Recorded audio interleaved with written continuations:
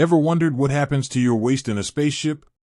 We've all seen those sleek, futuristic spaceships in movies where astronauts float around effortlessly. But have you ever stopped to think about the more down-to-earth aspects of space travel? Specifically, what happens to human waste? It's a question that might seem a bit gross, but it's a critical one for long-duration space missions. You might think, well, they just, throw it out the airlock. But that's not quite how it works.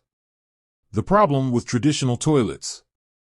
On Earth, gravity helps flush waste down into a sewer system.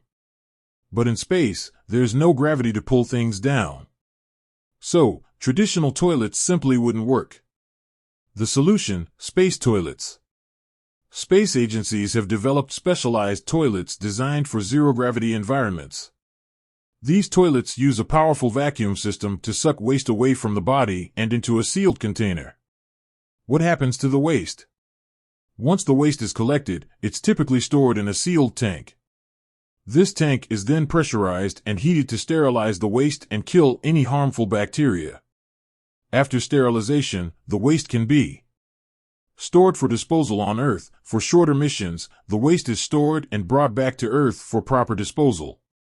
Discharged into space, for longer missions, or missions to distant planets, the waste can be expelled into space. However, this must be done carefully to avoid contaminating celestial bodies. The future of space waste management. As we push the boundaries of space exploration, it's crucial to develop sustainable waste management solutions. One promising approach is to recycle waste into useful resources, such as water and oxygen. By recycling waste, we can reduce the amount of supplies that need to be launched into space, making missions more efficient and cost-effective. So, the next time you watch a space movie, remember the unsung heroes of space exploration, the engineers who design and maintain those essential, if not glamorous, space toilets.